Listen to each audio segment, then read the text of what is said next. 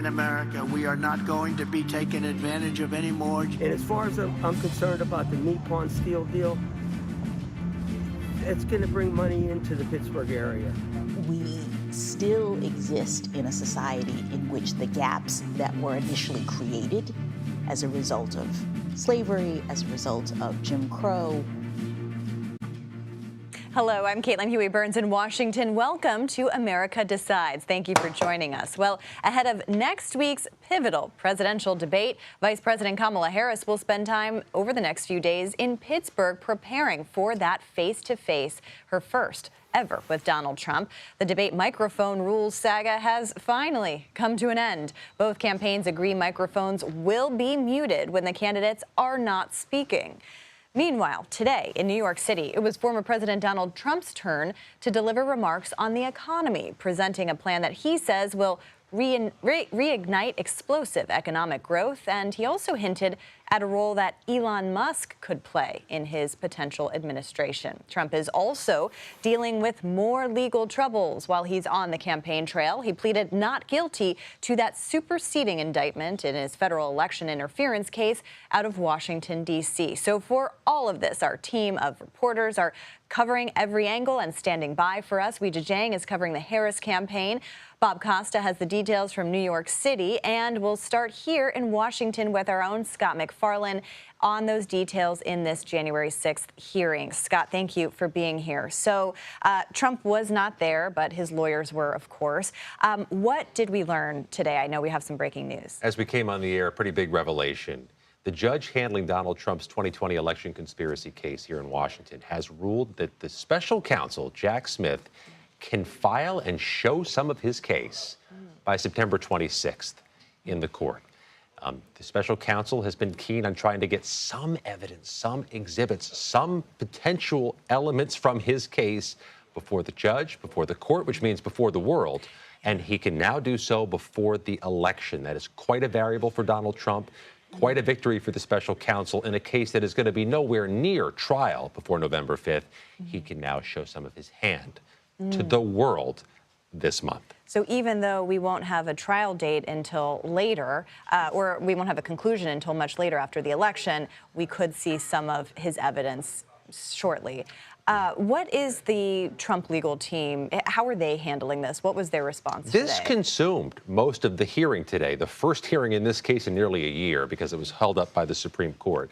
This Trump team said this is not fair to Donald Trump to let this type of filing get out into the public sphere at what they call a sensitive time, which is clearly a reference to the election. And we know this because the judge says, I don't want to hear about elections. I don't care about election day. I don't care about campaigns. I'm treating Donald Trump as I would any other criminal defendant.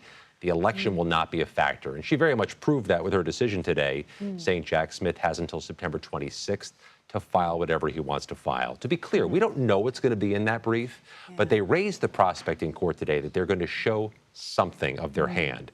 We've talked about, maybe a mini trial ahead of the election. Instead of a mini trial, this could be a mini trial on paper, where something is shown that could be particularly damaging to Donald Trump in a legal way, but also in a political way. Yeah, it'd be interesting to see what he exactly shows. But as you note, the public will see this as well. Trump will challenge this. To be clear, they're going to go to court. I would expect to try to stop that filing from happening. Okay. But Judge Tanya Chutkan has been, from the start of this case, crisp on her deadlines and very much against what she would consider needless stalling or delays. Very interesting. Well, we will keep an eye on that, as I know you will as well. Thank you so much, Scott, for being here. We appreciate it. Bob Costa, I want to turn to you to discuss Trump's economic speech in New York, where you are. I know you were at the speech today on the economy. As we've been talking about most of this election cycle, this is what our polling shows one of Trump's strength, at least in terms of how people are viewing him and the economy in terms of our polling. What did he say today? Good to be with you, Caitlin. So for former President Donald Trump, this was, in a sense, a trip home. New York City, the place he grew up. He grew up in Jamaica, Queens. And you see now him speaking to these business leaders. I was there in the back of the room. Many CEOs there, investor types. And he was making a pitch to them to hang around, to stick with him in this campaign season, to not be in any way tempted politically to move toward Vice President Harris, who has her own proposals on small business policies. She just just this week, rolled out in New Hampshire her ideas on providing incentives for small businesses when it comes to possible tax breaks. Trump also underscored his message on trade, and it's important to note that he keeps coming back to trade. And one of the reasons I'm told he's doing this is because he believes in 2016, it's the trade issue that resonated with working voters. So he was talking to CEOs today, talking to Wall Street, but he was at the same time making sure that those workers out in the States knew that he was going to have some kind of punitive policy on trade should people try to push jobs or manufacturing abroad. Yeah, Bob, that's such an interesting dynamic to me, this kind of split screen, but also a coalition of kind of wealthy donor base and the working voter base that Trump is trying to connect. And we saw him do that successfully in 2016. I do want to play a little bit of what he said today. Here's a taste. My plan will rapidly defeat inflation, quickly bring down prices, and reignite explosive economic growth. Kamala Harris will take more money out of American pockets. My plan will leave the typical family with many thousands of dollars more than they have right now. So, Bob, this seems to be kind of the centerpiece of the Trump campaign's argument to voters who are still feeling the effects of inflation. Even if it is coming down, prices are still high. And they're competing right now for those voters who are a little bit on the fence about who to blame. If you blame the Biden administration and Biden-Harris administration for this economic pain you might feel, you've probably already decided to either sit out the election or vote for the Republicans. If you blame big business for raising prices and you attribute all of your economic pain to them, you're probably going to give the Democrats and Vice President Harris a chance here. What you see Harris and Trump doing is they're looking at tax rates. They're looking at the Trump tax cuts from 2017, and they're trying to come up with that sweet spot politically. For Harris, for example, it's about increasing taxes on corporations and wealthy Americans to a point, but not doing it in a way that she seems too progressive or too populist in the eyes of some of those people she wants on her side, traditional Republicans, the Liz Cheneys of the Philadelphia suburbs, the Atlanta suburbs, the Detroit suburbs, those people who might have concerns about Trump's character, but they don't want to just vote on character alone. They want some kind of economic rationale for voting for a Democrat if they're a traditional centrist or Republican. So Harris wants a sweet spot that makes it palatable for them to stay with her. And Trump's trying to make sure he gets the worker and the business person. Yeah, these policy proposals are often messaging about which voters they're targeting, and that's a fascinating dynamic you outlined there. Bob Costa, thank you as always for your reporting. We appreciate it. And let's go now to our Weijia Jiang, who is joining us from the North Lawn to discuss Harris's debate preparations. Weijia, it's great to see you. I think it's so interesting and telling that the vice president is basically camping out in Pennsylvania for the next several days to prepare for this debate. Of course, Pennsylvania, arguably the most important battleground state this season. Can you tell us a little bit about what she is doing there, how she's preparing? And Caitlin, that is precisely why she has chosen to prepare for this debate in Pennsylvania, in Pittsburgh, actually. And that is because as she zooms in on how she is planning to take on Donald Trump and really prepares, she will be taken off of the campaign trail in terms of those big rallies, those back-to-back events, meeting face-to-face with so many potential voters. And that is why she wants to burrow herself into such a critical battleground state, because she's got to eat, she's got to go out at some point, and it's in those moments that the campaign believes she can connect with voters. She can still have FaceTime with these really important people who she won't be able to really focus on because she is spending so much time with her team preparing for this critical debate. And the campaign says that, you know, this is something that previous candidates have done as well, pointing to then candidate Obama back in 2012, who prepped for a debate in Nevada. And so they say it's not rare. And for her, as you mentioned, for this particular election, you know, it's all about Pennsylvania. It's very difficult to win without winning that state. Yeah, never hurts to have a local headline while you're getting out to eat at a local restaurant. So we'll see where she decides to stop over the next few days. Weija, it's really interesting because we learned today, too, that she is set to meet with the Teamsters, and the president of the Teamsters was on Face the Nation on Sunday saying that he wanted to talk to her, that you can't essentially, agree to support anybody until you've met with them. What should we be looking for in that meeting? So this is a roundtable with rank and file members. It's something that former President Trump has done with the Teamsters, and President Biden did when he was going to be the nominee. And so the president of the Teamsters says that, this is a chance for her to openly talk to the members. He says half of the group, 1.3 million members, by the way, are Republicans and half are Democrats. And so before you offer anyone the job, he wants to represent all of the members and make sure there is an interview process, which is how they are treating this with the vice president. And so the Teamsters is the last of the 10 largest unions in the country not to formally endorse someone. And what's really interesting, Caitlin, is that the president, Sean O'Brien, did appear at the Republican National Convention over the summer. And so that opened up a lot of questions about where this endorsement might land. But he has also since criticized Trump for Trump's remarks about whether workers should be able to retain their jobs if they strike. And so I think this is going to be a very robust conversation. She's meeting with the leadership as well as with workers. And then, of course, they'll relay that to all of their members as she tries to win over this endorsement. Yeah, with this key demographic that both campaigns are fighting for this election cycle. Weija Jiang, as always, we thank you. Sure. And a quick programming note, I will be anchoring special editions of America Decides on Debate Night this Tuesday live from the Spin Room in Philadelphia at 5 p.m. and 7 p.m. Eastern. The debate itself is hosted by ABC News, but can also be watched right here on CBS News starting at 9 p.m. Eastern. Well, the 14-year-old charged with killing 4 and wounding 9 after opening fire at a high school in Georgia yesterday will make his first court appearance tomorrow. Officials say the suspect will attend the hearing virtually. He's charged with 4 counts of felony murder and will be tried as an adult. Investigators now say the alleged gunman was armed with an AR-style weapon. They also revealed that tips about online posts led police to interview him last year. However, there was not enough evidence at that time for an arrest.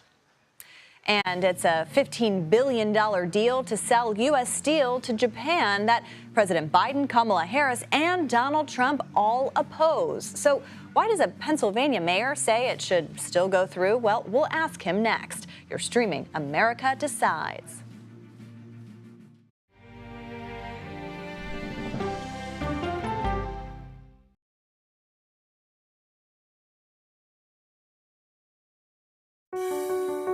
Washington is the seat of power. National security, foreign policy, global economics, every story comes through Washington in some way. We bring some of the most powerful voices in America to the table. We don't just ask the questions, you have to go deeper. We try to understand what's at the heart of the issue we're talking about, to then come forward with solutions. Face the Nation on CBS. The justices ruled that Harvard and the University of North Carolina violated the Constitution. In the aftermath of the Supreme Court decision to end affirmative action in college admissions, uncertainty sets in for some students of color. Affirmative action really gave us an equal opportunity. CBS Reports explores the historic decision and what it means for those chasing an opportunity to change their lives. I knew that college was the ticket to break this cycle. The end of affirmative action, now streaming on the free CBS News app. Washington is the seat of power. National security, foreign policy, global economics, every story comes through Washington in some way. We bring some of the most powerful voices in America to the table. We don't just ask the questions, you have to go deeper. We try to understand what's at the heart of the issue we're talking about, to then come forward with solutions. Face the Nation on CBS. The justices ruled that Harvard and the University of North Carolina violated the Constitution. In the aftermath of the Supreme Court decision to end affirmative action in college admissions, uncertainty sets in for some students of color. Affirmative action really gave us an equal opportunity. CBS Reports explores the historic decision and what it means for those chasing an opportunity to change their lives. I knew that college was the ticket to break this cycle. The end of affirmative action, now streaming on the free CBS News app. Washington is the seat of power. National security, foreign policy, global economics, every story comes through Washington in some way. We bring some of the most powerful voices in America to the table. We don't just ask the questions, you have to go deeper. We try to understand what's at the heart of the issue we're talking about, to then come forward with solutions. Face the Nation on CBS. The justices ruled that Harvard and the University of North Carolina violated the Constitution. In the aftermath of the Supreme Court decision to end affirmative action in college admissions, uncertainty sets in for some students of color. Affirmative action really gave us an equal opportunity. CBS Reports explores the historic decision and what it means for those chasing an opportunity to change their lives. I knew that college was the ticket to break this cycle. The end of affirmative action, now streaming on the free CBS News app. We're following breaking news right now. Hunter Biden has pleaded guilty to all 9 federal tax charges. The president's son entered an open plea in a Los Angeles courtroom this afternoon. This came after he offered to accept what's called an Alford plea, in which he could plead guilty while also maintaining his innocence. Prosecutors opposed both offers. Hunter Biden is facing up to 17 years in prison and more than $1 million in fines. His sentencing is scheduled for December 16th. Meanwhile, in a presidential campaign where both candidates have 2 completely different visions for the country, Kamala Harris and Donald Trump agree on this. U.S. steel should not be sold to Japan's Nippon Steel. And President Joe Biden is set to block the almost $15 billion acquisition. Hundreds of U.S. steel workers have rallied in Pittsburgh in support of the deal. U.S. Steel's CEO has warned if it collapses, the company may leave the city and take thousands of jobs with it. Residents remain optimistic of what a deal could bring to Pittsburgh. And as far as I'm concerned about the Nippon Steel deal, it's going to bring money into the Pittsburgh area. You know, and it's gonna make the steel mills better. You know, it's gonna take some of the pollution out. So, you know, why not let it come in? So for more on this, let's bring in Mayor Chris Kelly of West Mifflin, Pennsylvania. He has warned that there could be severe consequences for steel in his state if Biden blocks the deal. Mayor, good to see you. Thanks for being here. So if this deal gets blocked, what could be the ramifications for your area? We're talking about 3 steel mill plants and thousands of jobs that U.S. Steel said that are antiquated and they would close. Nippon has offered to modernize it, put billions of dollars into the plants, guarantee jobs, guarantee pensions, guarantee future of people that have worked historically. Their families have had 4 or 5 generations in U.S. Steel. This is a win-win for everybody. I know of no negative things. And what makes me little upset is all the national politicians have not talked to the people in the Mon Valley that it will affect. They don't realize the effect that it will have on their jobs. These communities, Clairton, Braddock, West Mifflin, rely on these good-paying jobs for their families, for their education, and for every steel worker that works in these 3 plants. 7 outside cursory jobs are created. The vice president is just a few miles from my house this week. She can come to my garage, which is my office, and we can sit down and talk as what is best for these individuals. They've not talked to the local unions. They're relying on the international union, who has not had one word of dialect with the local unions. You don't run a business that way. You don't say, I'm closing you up, I'm stopping this deal without talking to the people that are affected. Sorry. Yeah, and Mayor, I think people may be wondering why the administration is trying to block this deal. Their argument is that this deal poses a national security risk, and I'm wondering what your response is to that. God almighty.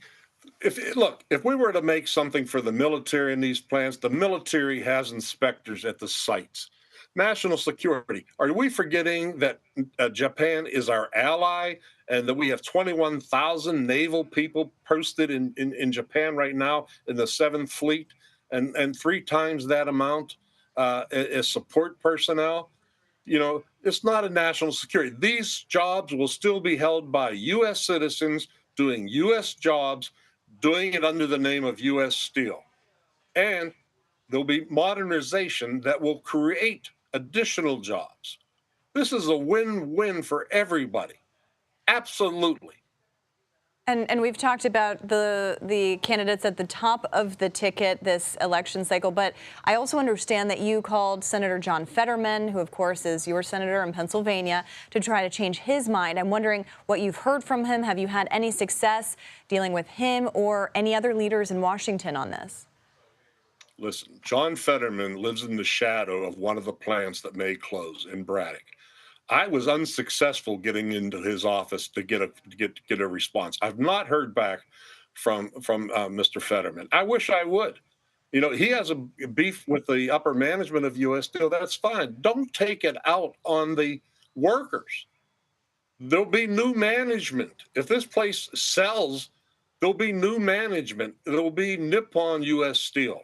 It won't be the people that he has a grudge against. And I wish I would hear from him. I'd like to sit down with John. You know, I've met him a few times. He was the mayor. We border Braddock. We were next door neighbors. Yeah. You know, Pennsylvania, of course, is the most watched state this election season, the biggest battleground state. Donald Trump was able to win over many steelworkers in 2016 when he won there in Pennsylvania. What do you make of him siding with Harris and Biden on this? Well, as far as I know, it's the only thing that they can agree on. And that's scary. You know, I don't see Donald Trump as a businessman. How he cannot look that this is good business. We're going to invest billions of dollars into an antiquated plant to make things better, to create more jobs. How do you go against that? And I would just wish that President Biden, Vice President Harris, Donald Trump as the Republican nominee, come see me, come into our town. I will drive you around personally, and we'll talk to some workers. All right, Mayor. Mayor Chris Kelly, thank you so much for your time. We now have to follow some breaking news. Let's go now to CBS News special report for the latest on Hunter Biden's guilty plea.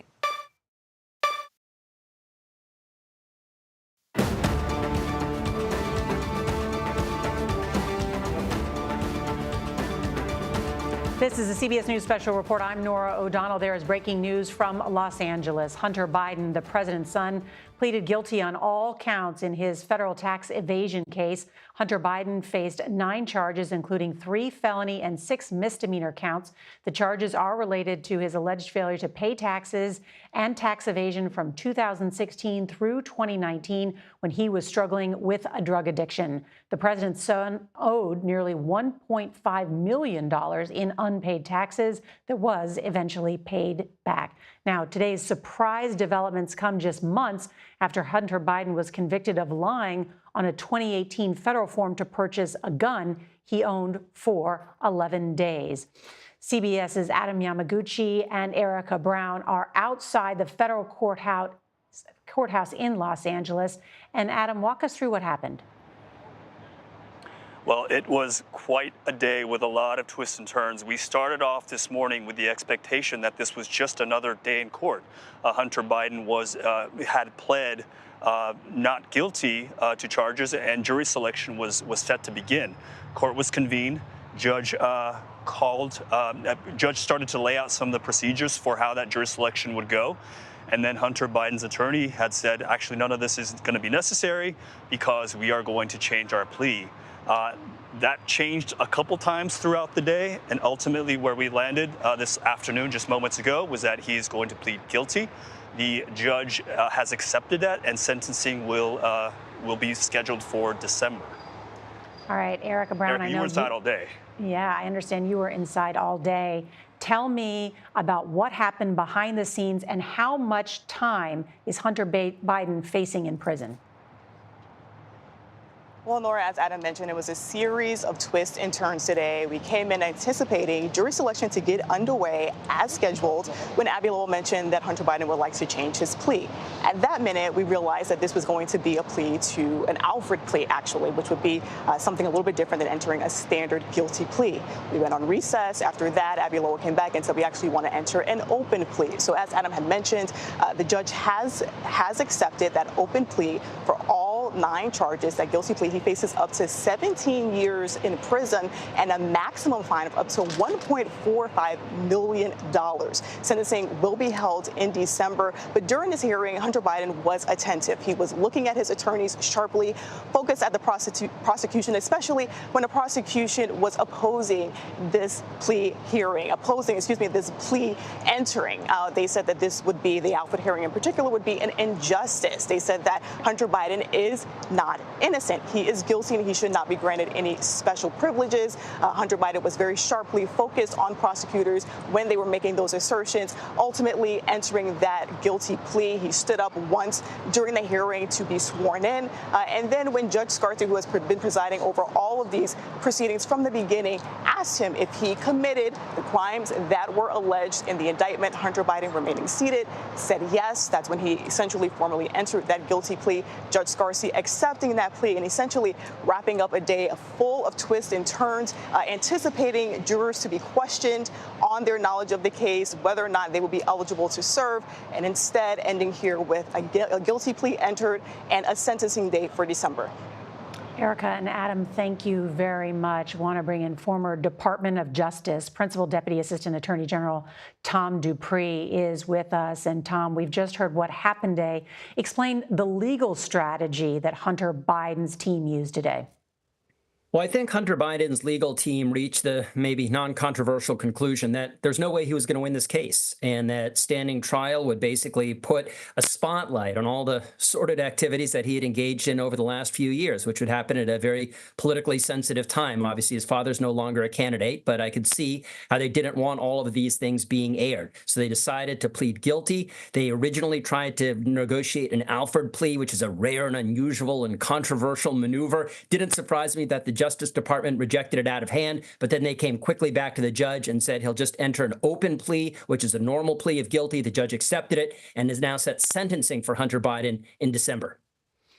And what do you think, while he faces a maximum of 17 years in prison, what do you think ultimately could be decided by the judge on December 16th?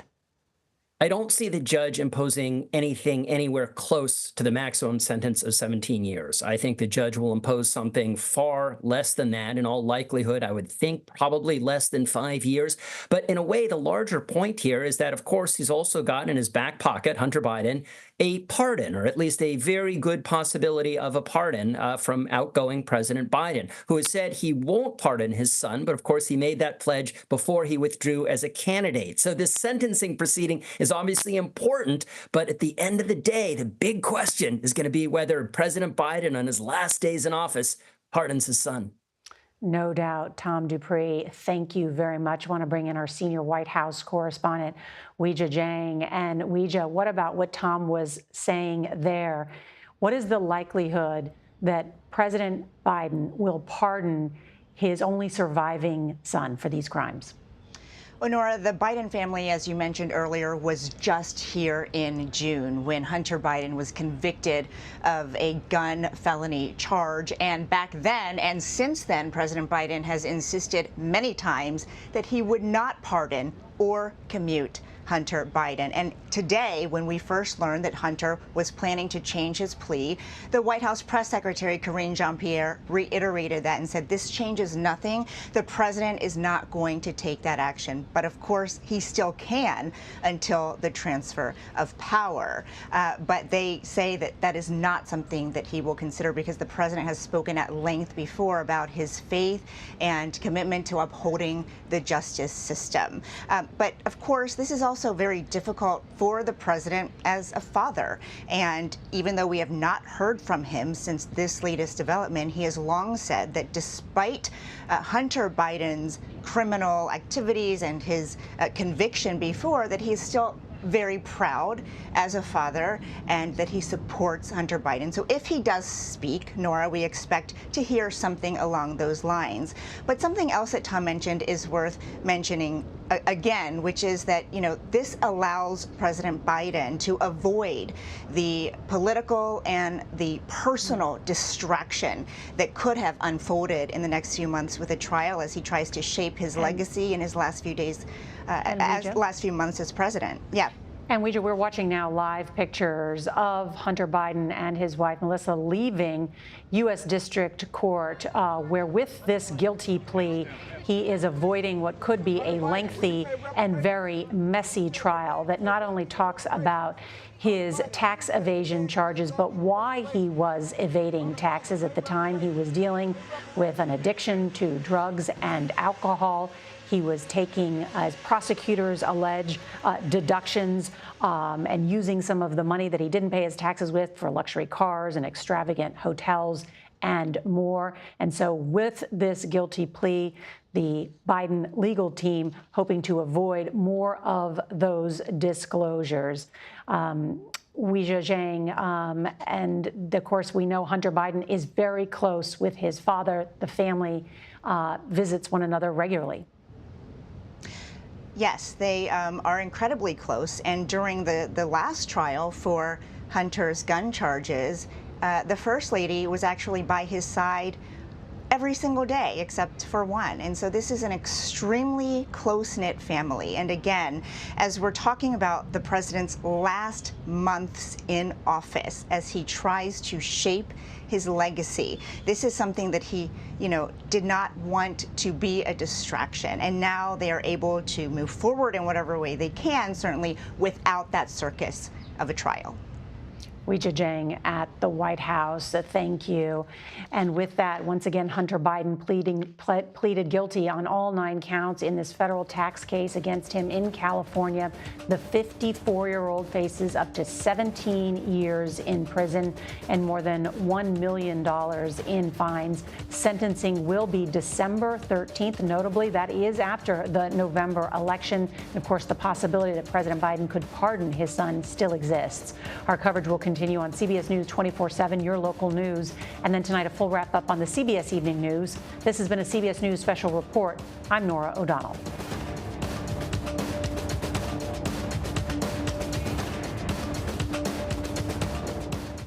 And you've been watching a CBS News special report. Just to recap what you just heard, Hunter Biden has pleaded guilty to all 9 charges in his federal tax case. The judge has accepted his plea, and sentencing is scheduled for December 16th. And we will be right back. You're streaming America Decides.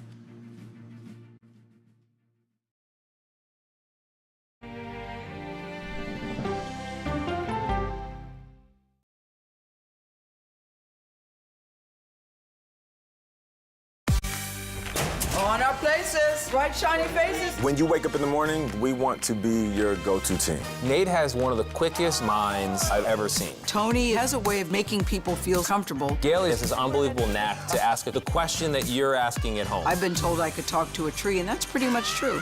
I don't go to work in the morning. I go for coffee with my 2 good friends, and we talk about the world. Your morning routine just got better. CBS Mornings, weekdays at 7. It didn't seem like anything could happen, because nothing ever happens in East Palestine, but it did. Authorities released toxic fumes from 5 derailed train cars. Resident, please evacuate. Acute bronchitis due to chemical fumes. Did you ever have these problems before the derailment? No, ma'am.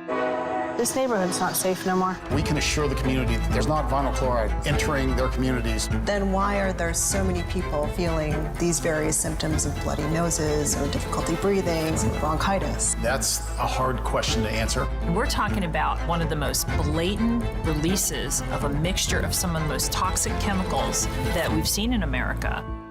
I feel like now I have a duty to warn other communities. If my daughter has to watch me die of cancer, at least it saves someone else.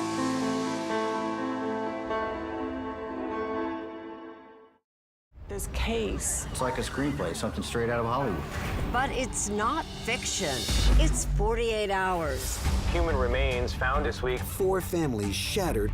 There's no physical evidence. The mystery would haunt investigators for years. There's some questions that have to be asked and need to be answered. Like a John Grisham novel. A gripping true crime original. 48 hours. Now streaming on the free CBS News app. Stories that inform. You can be really old at 60, and you can be really young at 85. Inspire. How do we unlock the power within ourselves to be who we want to be? And brighten your day. The best part of fame is making people feel good. Always send the people home happy. Make every day a little more like Sunday morning. Here comes the sun. Stream now on the free CBS News app. Hello, everyone, and welcome to our Dragon capsule here in space. Sightseers in space, the thrill of a lifetime. Seeing the Earth from space, it was so exhilarating. But the risks that come with the territory. There have been 4 fatal accidents. That's a 1% fatal accident rate. Might make you look before you launch. If you had 1 out of 100 airplanes falling out of the sky, we'd have a public crisis. Space tourism, now streaming on the free CBS News app. He plans to give billionaires massive tax cuts and to cut corporate taxes by over $1 trillion, even as they pull in record profits. Comrade Kamala Harris wants to sacrifice our wealth, kill the economy, and drive jobs overseas to punish businesses. So as you heard there, Vice President Kamala Harris and former President Donald Trump are hitting each other very hard on the economy. And our polling shows that that is the top issue for voters in the 2024 presidential election. With us now, Democratic strategist James Carville joining us. Thank you very much for being here. So I think mostly everyone in America has heard this phrase. It's the economy, stupid. And you were the one that coined that phrase. Doesn't it apply this time around? Well, first of all, since the Cold War, 1989, under the Democratic administration, there have been 50 million jobs created. Under Republicans, 1 million. So what are we talking about here? And, you know, I think perceptions on the economy are not static. They evolve. And her number has gone up since she's gotten in the race. And by the way, taxing incomes over $500 million a year is probably the most popular thing you can do in the United States. And the corporate tax rate at 28% is not that high. It raises, you know, $1 trillion worth of revenue. And some of this money has got to be to help young people buy houses and get educated. And the stock market and corporate profits at an all-time high, and rich people's incomes at an all-time high. So I think it's very sound public policy. You know, it's interesting because yesterday, Kamala Harris broke a little bit with Biden in terms of capital gains taxes. Do you think that she should separate herself further from the president? Well, I wrote a piece in the New York Times 3 or 4 days ago, and I said she'd have to come up with some distinct programs because President Biden was more progressive than President Obama was. And I think you're going to be seeing a little bit more of this as we get closer to Election Day. Yeah, I want to talk a little bit about that op-ed that you wrote for the New York Times, because you also had some advice for the Harris campaign. In it, you say that Harris has to lay the tracks for a Trump train wreck during the debate that's happening next Tuesday.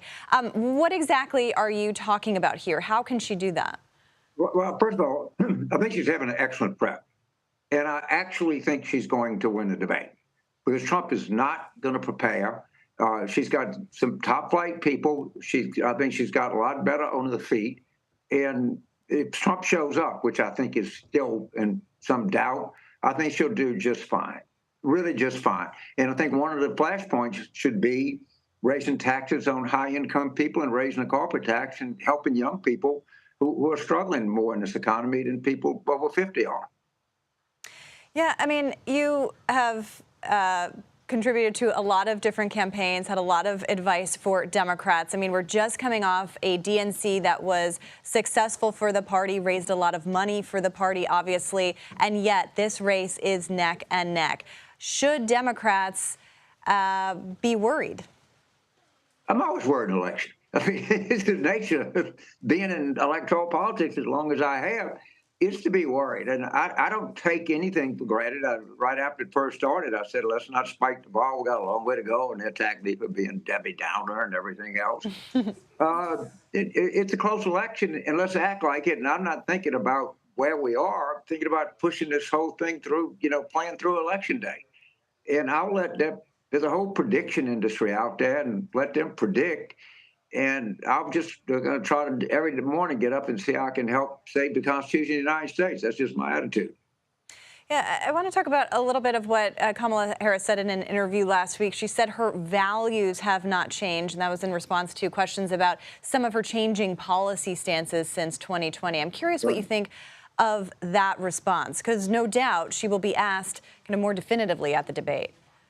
Undoubtedly, and I hope she says if Donald Trump can tell me his position on abortion right this minute, I'd be glad to know it, because it changes every 24 hours. So, yes, she can say, I evolved, I learned, I was on a job. I think that some of the things I proposed in 2020 were not that wise, and I changed my mind. But what's the big deal there? Trump doesn't, I don't know how he's going to vote on this referendum in Florida, neither does he, by the way. So, as John Maynard Keynes says, when the facts change, I change my mind. What do you do? I think she can turn that into an element of strength, and I think she's going to be very well prepared to answer that question. But I said in a piece, she's going to have to answer it. There's no doubt about it. I mean, that punch is telegraphed, and you know it's coming, and be ready for it. All right, well, we will find out sure enough in just a few days here. And I agree with you. There's no use in predicting. We just follow the campaign as it goes on. James Carville, thank you so much for your time, as always. Good to see you. Thank you. Yes, ma'am. You bet. And coming up, why a former congresswoman from one of the most famous Republican families says she's voting for the Democrat this time. You're streaming America Decides.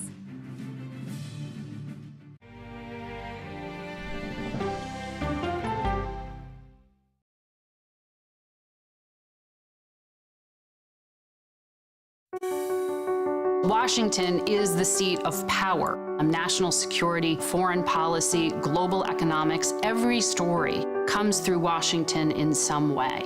We bring some of the most powerful voices in America to the table.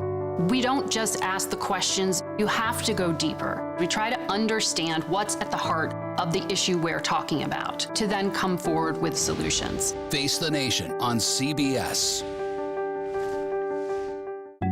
The justices ruled that Harvard and the University of North Carolina violated the Constitution. In the aftermath of the Supreme Court decision to end affirmative action in college admissions, uncertainty sets in for some students of color. Affirmative action really gave us an equal opportunity. CBS Reports explores the historic decision and what it means for those chasing an opportunity to change their lives. I knew that college was the ticket to break this cycle. The end of affirmative action, now streaming on the free CBS News app. America Decides is your place for fact-based, unbiased reporting. At the White House, at the Capitol, on the campaign trail. What do you say to those in your party? Any cracks in the Republican Party? Our reporters and our anchors travel the country talking to voters like you about the issues that matter most. Immigration is really a factor right now that are going to be driving your decisions. What would you say to those who say, look, that's just democracy at work? Listening to you and bringing your voice into our coverage. I want a strong, proud America. Is democracy on the ballot in 2024? Let us help you decide. America Decides on CBS News 24/7. Stream our expanded one-hour program Monday through Thursday at 5 p.m. Eastern. An original documentary from CBS Reports. AI is among the most world-changing technologies ever. Curing diseases, scientific breakthroughs, making lives better. They can help us with medical discoveries, scientific discoveries, doing better agriculture, having cures for things like Alzheimer's. It's also going to really transform the way we work. The uplifting potential of artificial intelligence is limitless. It gives you a friend, somebody to chat with 24/7. that is non-judgmental. He makes me feel loved and desired. And so are its downfalls. The problem with all this AI is that it's unpredictable and uncontrollable. The choices we make now will have lasting effects for decades, maybe even centuries. The ChatGPT revolution, now streaming on the free CBS News app. We are about to see American weapons in the hands of Mexican cartels. A gun pipeline to Mexico. We are arming the cartels. 100%, no doubt about it. Happening right under our noses. Who's doing something about this? Nobody. A CBS Reports exclusive. Most Americans have no idea that we are effectively arming the enemy next door. This is the story the American people need to know. Arming cartels, now streaming on the free CBS News app. Welcome back to America Decides. Yet another former prominent conservative is joining the effort to elect Kamala Harris. The former chair of the Republican House Conference, Liz Cheney, lost her 2022 primary after expressing some outrage over Trump's action on January 6th. She has remained a vocal Trump critic ever since, and yesterday at Duke University, she told students she would be voting for the vice president. And let's bring in our panel, Shelby Talcott and Jasmine Wright. Shelby is politics reporter for Semaphore, and Jasmine is politics reporter for Notice. Ladies, great to see you here in Washington. I know you're always out on the campaign trail. So let's talk about Liz Cheney. Shelby, I mean, you've been covering Republicans for a while now. Does this make any difference? I mean, she's kind of the Republican that Republicans don't think is a Republican. Yeah, that's exactly what I was about to say. I think, never say never. I do think that there's a sliver of Republicans like Liz Cheney who don't really like Donald Trump, maybe aren't sure of Kamala Harris's policies. Those are perhaps the people that she could influence. But in terms of influencing staunch Republicans, when I talk to Republicans, when I talk to Donald Trump's campaign about this, they basically say, well, she's not really a Republican anymore. And so that's, I think, how she's viewed by a wide swath of Republicans. So there are some people that she could influence. Sure. Is it going to be a huge amount? I'm not convinced. I think it's less about Republicans, though, and more about independence for the Harris campaign, right? I mean, I don't think that they believe that a Liz Cheney endorsement is going to tap away from Donald Trump's base. Particularly, we know how hardcore they are. But they do believe in some ways that maybe this could help bring over the independents to the Harris campaign, particularly that 15% that potentially don't know how they're going to vote or don't know what Harris is going to do in office. Yeah, I'm thinking about those kind of Nikki Haley voters, especially in the suburbs that we saw post, after she dropped out. A lot of them may not have been Republicans anyway, but looking for another option. Just amazing, though, this storied Republican family of saying she's voting for the Democrat. Let's talk about the debate, because it is endlessly fascinating to me that Donald Trump and Kamala Harris have never met before. They will meet in just a few days. Jasmine, I know you have some reporting about how Kamala Harris is preparing for this. This is her first presidential debate. Yeah. Well, that preparation is moving from Howard University, where she's actually been prepping for months. She started prepping when she was still the vice presidential nominee for whoever Trump's nominee would be. And now it's moving to Pittsburgh, Pennsylvania, where they're going to hold a debate camp where they can really do around-the-clock mock debates at full 90 minutes, trying to create muscle memory for her to get into the mode of being a debater, because they recognize that she's a rusty debater. It's been almost 4 years to the month that she debated Vice President Pence in Utah. And so they're getting her back into that mode, but it's also more intensive, trying to break her of things like fixating on details over preparation that we know that she's been known to do, kind of a part of her prosecutorial past, and trying to get her into that tit-for-tat moment. I think there's a couple goals for her. Yes, it is policy, trying to articulate her future forward policies. It's trying to disprove Trump's lies when they get personal, but also it's about temperament, trying to show the contrast between her personality and Donald Trump's, and really trying not to get bogged down when they believe that he may say lies about her that venture into the personal type of cross-the-line moments. Yeah, and it's interesting, that preparation versus Donald Trump, who the campaign likes to tell us he doesn't need to prepare. And we saw that he had a lot of success in the last presidential debate. I mean, his opponent had to leave the race, essentially. Shelby, what do you know about kind of how the Trump campaign is thinking about this debate? Yeah, I think they're viewing this debate in the lens as they have viewed every other debate with Donald Trump, and it is a very unique, is the way I would describe it, way to prepare, which is essentially almost a lack of preparation. And they've argued for months now that Donald Trump prepares best by going out and speaking to voters and doing his rallies and doing interviews, and he's answering questions, and that is basically a form of debate prep as opposed to what Harris is doing, which is more traditional sit down, sort of going to Pennsylvania early and meeting with her team. Donald Trump is really doing, I wouldn't say none of that. He has sat down. They call them more policy events versus, you know, traditional debate prep. So he is talking with his advisors about policy, but it is certainly not the traditional sit down, let's do a mock debate. He does not do that. Yeah, and it's interesting to see, you know, that worked for Biden. We'll see kind of how it plays against Harris. But we do know that the rules are set for this debate. Yeah. So the drama over the muted mics has finally come to an end.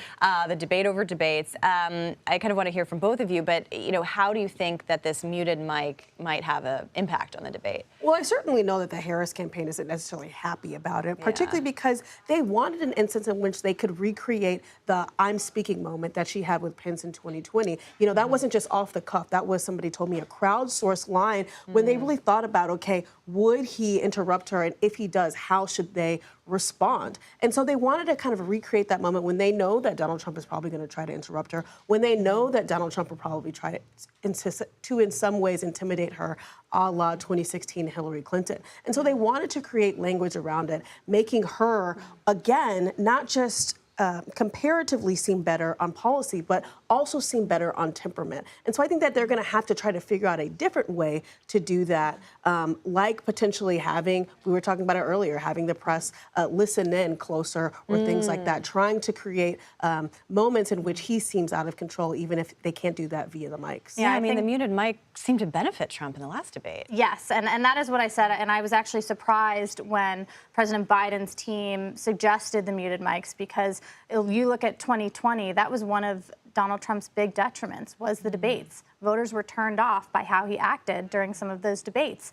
And when I talked to Donald Trump's advisors, they recognize that the muted mics have benefited him. And so they have been obviously very aggressive in saying, well, you know, we had these rules for the CNN debate. You wanted the same rules as the CNN debate, so now we have them. So when I talk to Donald Trump's advisors, they say, yeah, of course, we're totally happy with the muted mics. Donald Trump himself, however, might not be, right? He has no problem saying publicly, you know, I would do non-muted mics. But I think ultimately it has the potential to benefit the former president, for sure. Yeah. And the point is going to be for the Harris campaign, can they goad him still to do things, even though while he's on stage, even though the mics are muted, goad him to kind of step out of his comfort zone or that comfortable place and do something that could look unseemly. Right, yeah. It'll be interesting, too, if they do allow some, you know, pool reporters in the room, too, to kind of pick up on some of that. Shelby, I know you have some new reporting, too, about the state of Florida. Used to be a swing state. Yeah, there's been a lot of debate about whether or not Florida could go for Democrats. And I think a lot of the Democrats who believe that they have a chance this cycle are Florida Democrats. When I talk to people outside of Florida, they sort of acknowledge they're not convinced. And I think ultimately there's always cycles during every campaign where people are like, okay, well, what about Florida? What about Virginia for Republicans, for example? But until the campaign starts spending serious money in those states, it is essentially just wish casting. Yeah, follow the money on those sorts of things, although the ballot measure might be interesting on abortion. Exactly. So we'll see how that plays out. Ladies, great to have you both and your reporting. Always good to have you. Thank you so much, Shelby and Jasmine. We'll see you very soon. And coming up, Justice Ketanji Brown Jackson, in her first broadcast interview since joining the Supreme Court, she spoke to our Nora O'Donnell, and what she had to say is next. You're streaming America Decides.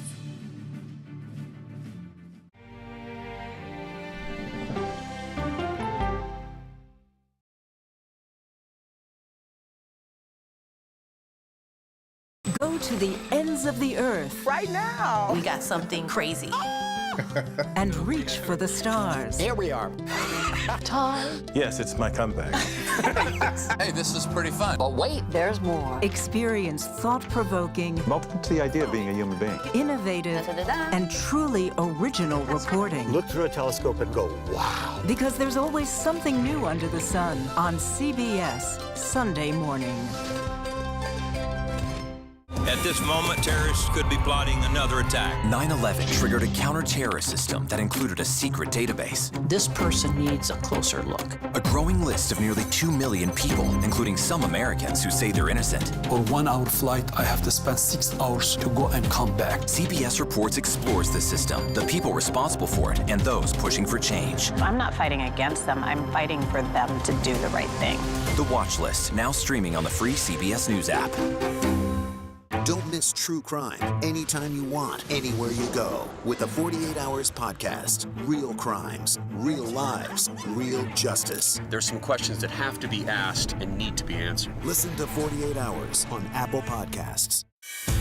An original documentary from CBS Reports. Imagine yourself in Manhattan with no police, no army, no mayor. The people of Haiti stare down poverty, corruption, natural disasters, and violence. 90% of the guns that are used by gangs in Haiti are American guns. But with an unbreakable spirit and eternal optimism. There are days where I cry, but we can't be discouraged. We still believe in Haiti. They're still able to look ahead with hope. Haiti is on the brink of transformation, a radical shift. Haitians are coming together and saying things must change. Fighting for Haiti, now streaming on the free CBS News app. Hey there, welcome to The Uplift. I thought she was a groom, and I stepped back and I went, oh, you're the queen. She's going to be with me every instant that I'm alive. I just wanted to see if you'd go to Disneyland with me today. I look over at him and he's smiling. I'm going to remember that the rest of my life. They told us when he was going to be born, he was only going to live for 30 minutes. It's really a miracle that he's with us today. The Uplift. Stream now on the free CBS News app. When you wake up in the morning, we want to be your go-to team. On our places, bright, shiny faces. I don't go to work in the morning. I go for coffee with my 2 good friends, and we talk about the world. Your morning routine just got better. CBS Mornings. A CBS News investigation. People looking for love, finding their life savings gone. This could happen to anybody. And sometimes losing their lives. Anything for love. Now streaming on the free CBS News app.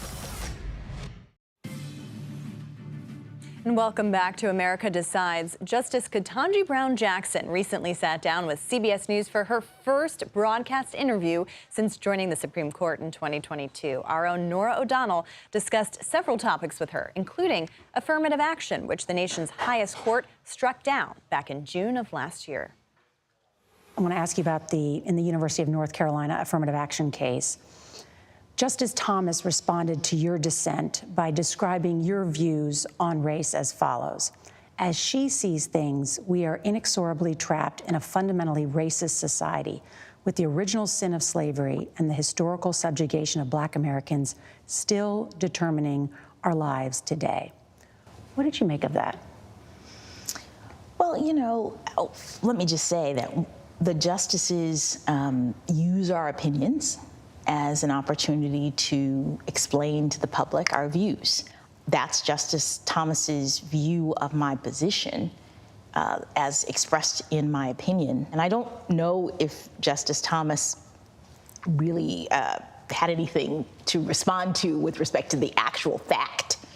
And that's all that I was really focusing on. But he wrote, she sees things, we are all inexorably trapped in a fundamentally racist society. Do you believe that? No. No, and my opinion didn't say that. Yeah. My opinion said, look at where we've been and understand what affirmative action was designed to do. We still exist in a society in which the gaps that were initially created as a result of slavery, as a result of Jim Crow, exist. And that affirmative action, for example, was really a response. Do you think that you and Justice Thomas fundamentally view race differently? I haven't talked to him about this in particular. Mm-hmm. I can tell you what I feel and what I know, and that is that all of us are created equal, that we have in our society, you know, the front of the Supreme Court says equal justice under law. And there was a time historically in which this country wasn't living into that principle, that promise. That's just a fact. I think it's important to remember those facts as we evaluate how much further we need to go, what progress we've made. I believe we can do it. And you can watch more of Norah O'Donnell's interview with Justice Ketanji Brown Jackson by tuning in tonight to the episode of Person to Person. It airs at 8:30 p.m. Eastern, right on the CBS News app. And that does it for us today. We'll be back with another edition of America Decides on Monday at 5 p.m. Eastern. The Daily Report with John Dickerson starts right now.